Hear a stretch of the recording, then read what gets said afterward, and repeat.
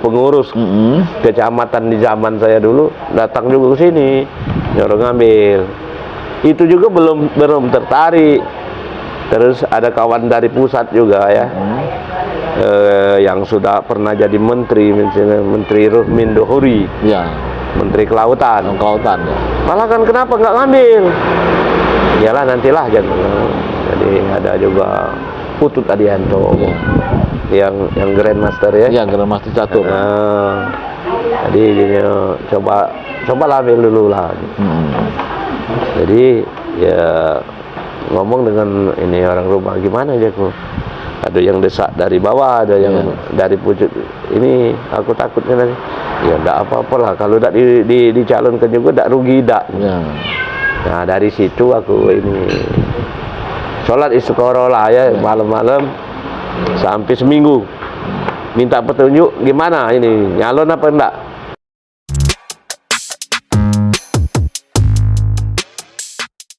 Dari 80.000 pelanggan yang masuk PDAM cuma 20.000-an. Berarti ya 60.000 nya tuh nguap.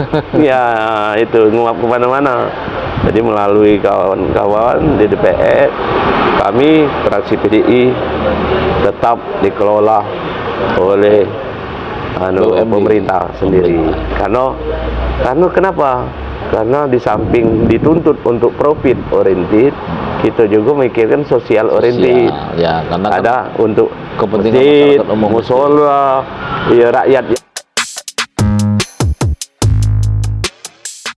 Assalamualaikum warahmatullahi wabarakatuh. Salam sejahtera, selamat malam. Berjumpa kembali dengan saya Muhammad Nasir di podcast ketikpos.com.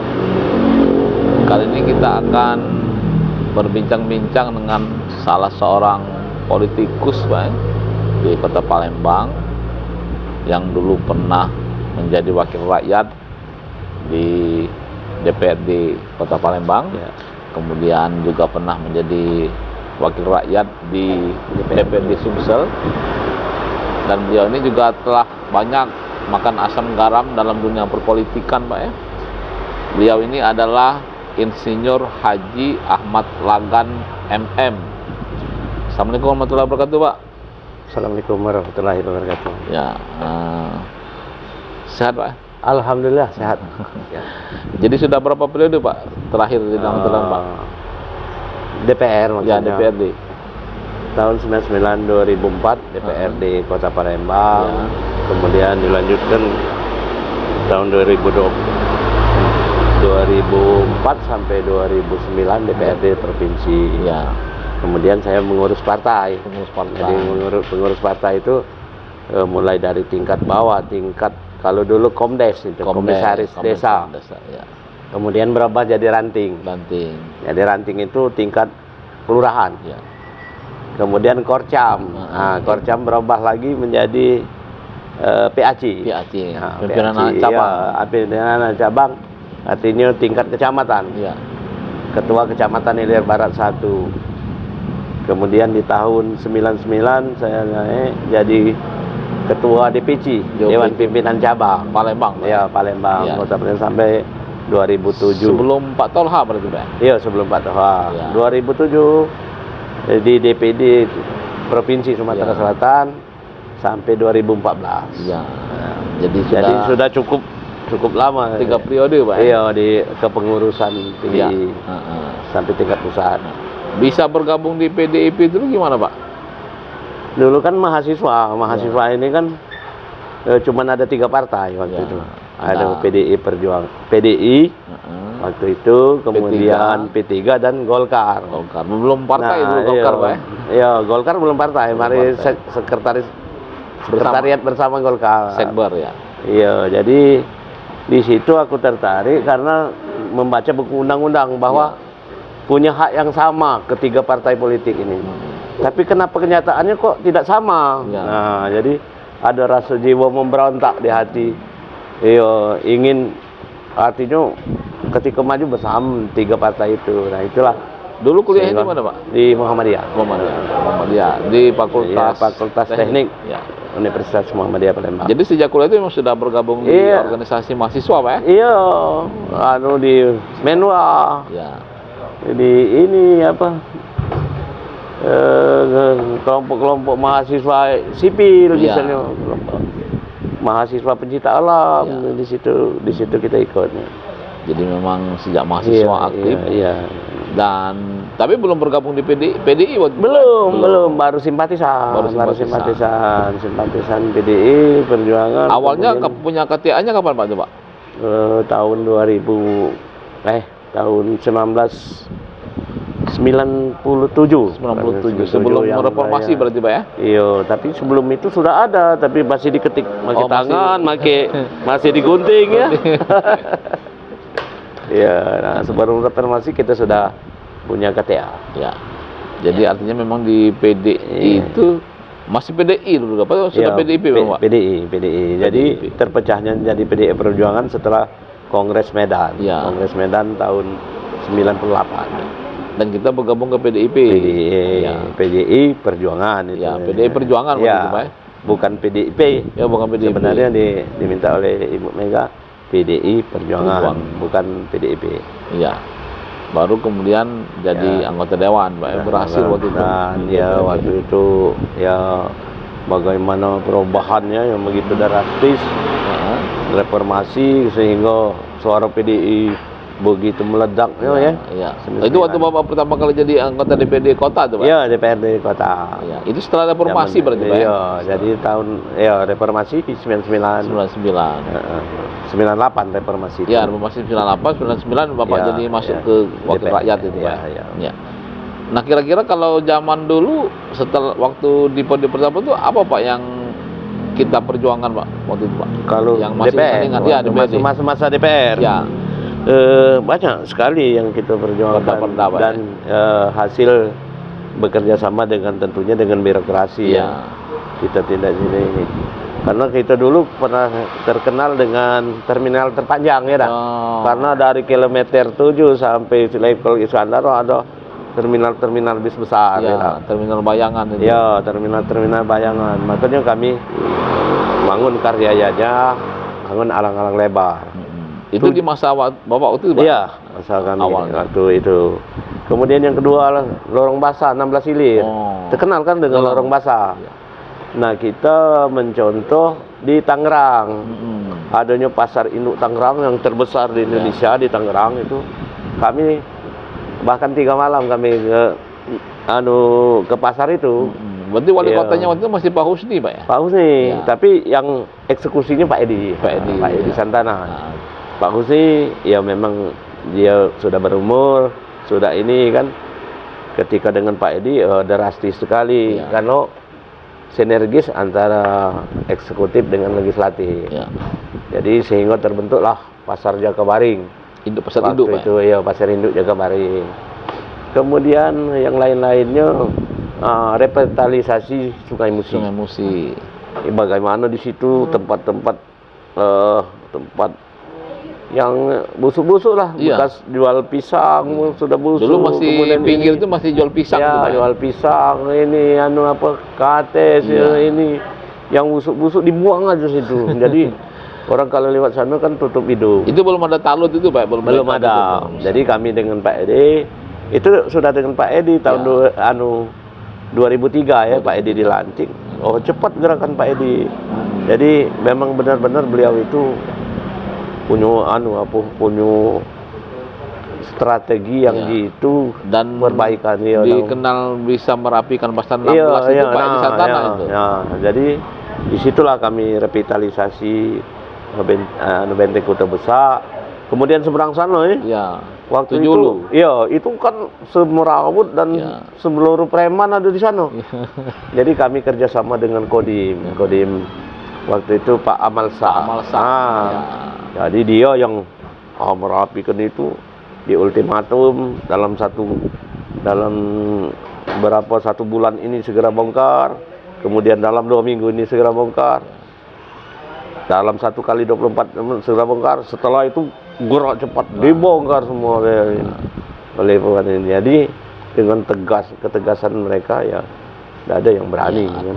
Tujuh Hulu, seberang Ulu itu salah. Iya, jadi 16 sudah berubah jadi rapi, Pak. Iya, jadi rapi juga gitu. Jadi salah satu lagi yang dibuat oleh kawan-kawan di media ini yang macam bagaimana merevitalisasi PDAM yang bobrok. Masih keingat ya? Ya sekarang ini. Ya, yang dulu. Oh, dulu. Ya, waktu di bawah tahun 2000 itu PDAM itu kan rame tusuk sate ya. Ya, meteran tidak berfungsi, kebocoran di mana-mana, pegawainya begitu besar. Jadi semua fraksi sepakat diserahkan ke pihak ketiga. Ya. Waktu itu ada B-Water dari Jerman. Setuju semua fraksi. Fraksi PDI belum, kataku nanti dulu kita setuju. Kita undang dulu pakar-pakar ahli di bidang tata kelola air. Ada Profesor Panggabean waktu itu, Ibu Marlisnar, kemudian Amri Wikanatoha, Dr. Sadirun MSc yang keluaran dari Belanda. Mereka rata-rata memberikan masukan bahwa PDAM itu tetap dikelola oleh PDAM sendiri, bukan pihak ketiga, tapi harus mandiri. Jadi direkturnya bisa mengangkat dan memberhentikan karyawan, bisa memberikan kebijakan sendiri. Nah, disitulah dulu kan tempat buangan orang yang tidak terpakai di tempat lain ditumpuk di sana. Jadi begitu banyaknya karyawan PDAM waktu itu terseot-seot lah. Ya setiap bulan tuh bagaimana nutupi kerugian itu. Jadi akhirnya ditawarkan kepada karyawan itu mau pindah atau tetap di PDAM. Jadi 90% rata-rata pindah karena waktu itu mau kolab. Ya, ketakutan mereka pegawai-pegawai itu semuanya pindah.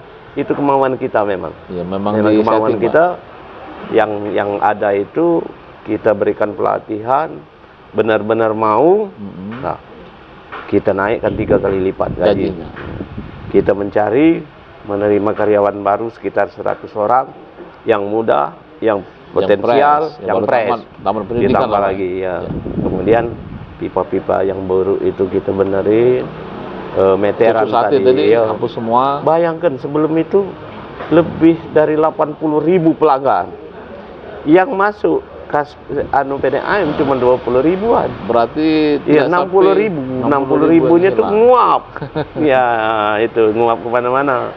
Jadi melalui kawan-kawan di DPR, kami fraksi PDI tetap dikelola oleh pemerintah sendiri. Karena kenapa? Karena di samping dituntut untuk profit oriented, kita juga memikirkan sosial oriented. Ya, karena ada untuk kepentingan masjid, masyarakat umum, musola, ya rakyat yang pinggiran. Kan kalau dengan swasta pasti harga lebih tinggi, mahal, tidak ada tawar menawar. Karena mereka mau mencari keuntungan. Mencari keuntungan yang kejar. Sementara kita ada juga sosialnya. Tapi sosial nanti setelah untung dulu baru sosial. Nah itulah sehingga waktu zaman Pak Edi di 2004 itu terbaik seluruh Indonesia PDAM itu. Dari yang terburuk dari terburuk jadi percontohan PDAM terbaik se-Indonesia. Bahkan yang selama ini Bogor yang terkenal baik PDAM-nya ikut mencontoh gitu. Nah itu berarti jadi satu fraksi dari PDI yang menolak untuk diswastanisasikan. Padahal sebelumnya sudah sepakat untuk diswastanisasi. 4 fraksi sudah. Pandangan fraksi lain itu sudah setuju diserahkan pihak ketiga. Tapi kami dengan masukan dari orang-orang ahlinya di bidang itu, manajemen, ahli di bidang manajemen, ahli di bidang air bersih. Kita tuh sederhana Pak katanya. Air sungai Musi diangkat ke atas, dikasih kaporit segala macam, disalurkan lagi. Sesederhana itu Pak. Ya, tapi kan pakai mesin, pakai pompa, begitu. Ya, kira-kira itulah mekanismenya. Ya bisa dibayangkan Pak, kalau dari 80.000 pelanggan yang bayar cuma 20.000. 20.000 bagaimana sewa-sewa? Orang masang dengan karyawan sendiri, nyetor dengan karyawan, dia beri cap, kwitansi, masuk kantung sendiri. Nah itulah yang terjadi. Iya. Jadi AM salah satunya yang kita, dan sekarang sudah bisa dinikmati oleh masyarakat. Sudah banget. Nah, alhamdulillah. Yang lebih rumit kan dulu tusuk satenya itu dulu Pak. Ya, tusuk satenya yang begitu banyak. Jadi itu. Kemudian Bapak 2 periode di kota baru ke provinsi. Sumsel. Ya, provinsi Sumsel. Ya karena sebenarnya ya DPR provinsi itu tidak punya wilayah. Iya. Iya, hanya sebagai koordinasi. Jadi wilayah, kalau kita mengatakan wilayah kita Palembang itu milik DPRD. Kota Palembang. Ini kan milik lahat. Jadi kita hanya koordinasi. Ya paling dengan ini tidak banyak yang kita bisa lakukan, paling membantu daerah-daerah yang perlu sarana prasarananya, misalnya jalan, irigasi, cuman itu. Tapi melalui bupatinya. Ya. Jadi kalau kita memang pengen berkarya, itu tentunya di kabupaten kota. Di kabupaten kota. Nah, 1 periode Bapak situ Pak ya? Iya, 1 periode. Apa Pak kira-kira yang paling mengesankan ketika jadi anggota DPD Sumsel itu Pak? Yang paling mengesankan sebenarnya bukan mengesankan. Atau Pak? Iya, enjoy lah ya, kita. Paling tidak kita dengan hubungan kita dengan kepala daerah. Iya. Iya, kalau ketika kepala daerah itu ada ikatan batin dengan kita, kita semangat untuk membantu dia. Waktu itu gubernurnya siapa Pak waktu Bapak di DPD? Pertama Alik Nurdin. Oh, 2. Iya, Alik Nurdin. Dia Pak pernah Syariah ya, pernah Syariah sebentar ya. Nah, kalau Alik Nurdin itu memang orang jiwa membangunnya tinggi itu, kita harus akui juga, walaupun di akhirnya kan. Nah, kalau kemudian setelah ini Pak, setelah tidak jadi anggota Dewan, apa aktivitas kita sehari-hari Pak? Setelah tidak jadi anggota Dewan? Tidak ada kegiatan lagi di partai. Ya, di partai ini setengahnya tuh ya kita yang masih mengakui, nggak tahu kawan-kawan di partai ngakui apa enggak. Paling tidak saya masih terpanggil ketika ada kegiatan partai, masih terpanggil. Kalau tugas dia di partai saya tidak ada lagi.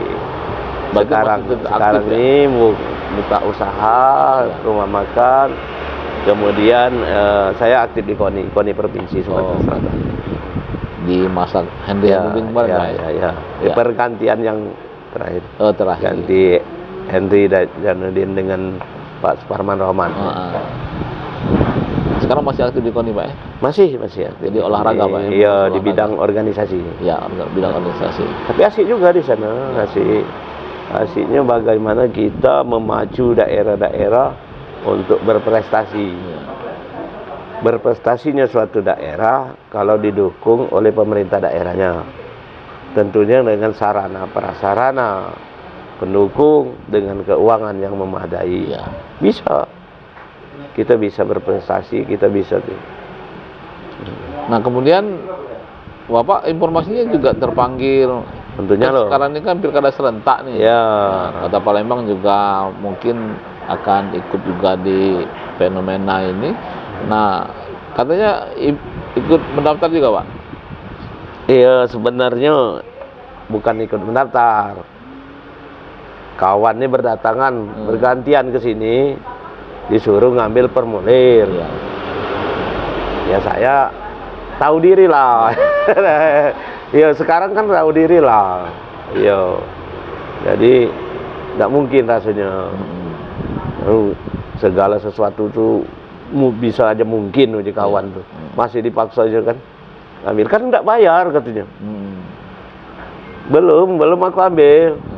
Ya sudah begitu banyak. Apalagi kawan-kawan media yang lama itu ya, macam kawan Anto, Ali Sabana itu, yang senior, ambil aja Pak. Nah, jadi mereka mendesak dari bawah, kemudian PAC atau pengurus kecamatan di zaman saya dulu datang juga ke sini, nyuruh ngambil. Itu juga belum tertarik. Terus ada kawan dari pusat juga ya. Yang sudah pernah jadi menteri, misalnya Menteri Ruhmin Dohuri, Menteri Kelautan ya. Malah kan kenapa nggak ngambil? Iyalah nantilah jangan. Jadi ada juga Putut Adianto yang Grandmaster ya. Iya, Grandmaster catur. Jadi dia coba ambil dulu lah. Jadi ya ngomong dengan ini orang rumah gimana aja kok. Ada yang desak dari bawah, ada yang dari pucuk. Ini aku takutnya nanti. Ya enggak apa-apalah kalau enggak dicalonkan juga enggak rugi enggak. Nah, dari situ aku ini sholat istiqoroh lah ya malam-malam sampai seminggu. Minta petunjuk gimana ini, nyalon apa enggak? Enggak ada petunjuk apa-apa. Cuman terus ditanya-tanya, akhirnya sudahlah kami ini kami nemenin ke DPD. Makanya ambillah formulir. Dan saat ini sudah pengembalian formulir. Pengembalian formulir, tinggal lagi ya kalau di partai meloloskan kita, menggandengkan kita dengan yang lain, alhamdulillah. Andai kata pun tidak, ya kita tidak bersedih karena kita memang dari awal gitu. Tapi itu palang maju, kita berharap dari bawah nih Pak. Iya, kita berharap dan berdoa supaya partai merekomendasi lah paling tidak melihat bagaimana kemauan kawan-kawan itu. Biasanya kalau mereka yang mau mencalonkan kan ada survei Pak. Nah itu survei ya mereka mungkin ya kalau memang objektif surveinya ya kita nerima apa adanya. Mudah-mudahan hasil survei itu yang benar-benar yang dikehendaki oleh masyarakat. Nah tapi kalau misalnya nanti Bapak kan untuk jadi wali kota lah Pak. Wakil atau wali kota. Itu kan paling tidak kan punya konsep tuh Pak. Dengan mungkin apa sih Pak? Kan konsepnya. Ya, apa sih apa yang persoalan urgensi di Palembang ini? Ya gini. Memang dituntut untuk membuat visi misi ya. Visi misi Kota Palembang. Saya itu sangat sederhana visinya ya Kota Palembang yang berkebudayaan. Kenapa saya milih itu? Karena kata Bung Karno, untuk menuju masyarakat adil makmur itu trias politika. Ya berdaulat di bidang politik, berdaulat di bidang politik, mandiri di bidang ekonomi, berbudaya dan berkebudayaan di masyarakatnya. Jadi 3 Pak ya? Ya, ada 3 trias politika. Nah, aku lihat di buku Ensiklopedia Indonesia bahwa budaya, bud artinya budi, daya artinya akal. Jadi orang yang berbudaya artinya menggunakan budi dan akal. Apa itu budi dan akal? Ya, punya etika, punya moral, punya ini ya dah. Iya, punya norma-norma, punya batasan, punya wajar tidak wajar. Nah, itu kalau berbudaya. Tapi kalau singkatannya berbudaya yang kuat, bersih, kotanya unggul, masyarakatnya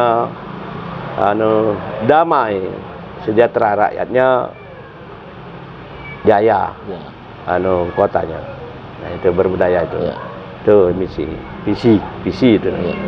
Misinya sederhana, kita kembalikan lagi ke yang sesungguhnya. Misal, kita bicara infrastruktur, jalan. Kalau jalan di samping kualitas jalan, itu kan ada kemiringan jalan. Ketika kita buat kemiringan jalan, di situ ada saluran air. Ketika membuat saluran air, ada larinya air kemana? Jadi tidak sekadar bangun jalan cor, tapi datar. Nah, padahal itu kan sangat sederhana. Nah, ketika buat saluran, ditimbang airnya larinya kemana. Ketika kita membuat waduk, tentu diukur ketinggian titik nol air dari ini. Di mana terletak tinggi air itu? Disitulah tempat waduk. Jangan asal-asalan bangun waduk di tempat yang tinggi, nggak dimasukin air. Iya, iya. Justru air dari waduk itu keluar. Itu sederhana ya. Kalau bangun rumah, Infrastruktur Pak. iya beretika. Kan batas tampas atap rumah nggak boleh kan ke rumah Tetangga. Ketika ke jalan nggak boleh ini Lewat jalan. Ada sepadan jalan, ada sepadan sungai. Nah ini yang sangat-sangat sederhana. Ketika itu semua teratur, maka mudah untuk mengatur kota. Yang kita harapkan bersih, rapi, indah, religius. Itu akan tercapai dengan sendirinya dengan ketika yang sederhana-sederhana tadi kita kelola dengan bagus. Ya. Iya. Berarti Jadi semangat konsepnya sederhana. Ya. Iya, kembali lagi ke yang alami yang ini. Bapak ke wali kota itu ke waktu wali kota Pak ini Pak. Iya, saya wakil. Wakil. Jadi tentu sebagai wakil kita akan mendampingi program wali kota. Di samping kita juga punya usul saran yang ini yang membangun. Kira-kira dengan siapa Pak? Kalau belum tahu. Jadi iya, doain lah ya dari partai mengeluarkan kita. Ya.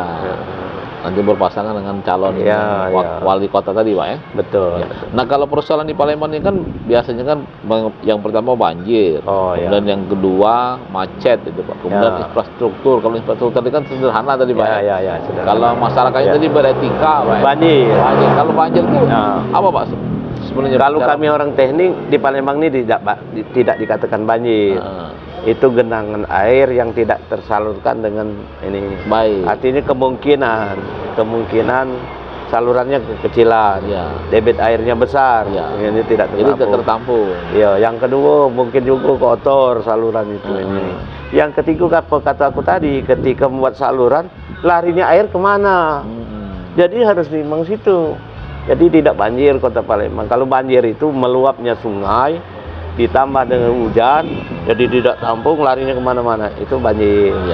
Jadi kalau misalnya ada tenggelam di sana, ya mungkin bukan yang kita nyalakan kita, dia berada di tempat yang rendah, yang tempat genangan air. Jadi karena memang Palembang itu kan rawa, rawa dan memang. Nah ada lagi serta teknik yang lebih lagi dengan cara di Belanda, sungai Sekana. Belanda itu kan di bawah permukaan laut malah. Sungai Sekana, Sungai Bendung itu dibuat benar-benar pintu air, nanti dipompa keluar. Tapi ketika musim kemarau, justru yang di luar itu kita masuk ke dalam sehingga airnya tetap ada, tetap jernih itu. Jadi sudah punya konsep. Iya. Dulu pernah kita tawarkan dengan ini pemerintah kota. Memang besar biayanya karena Belanda itu tidak main-main ketika dia ini ada master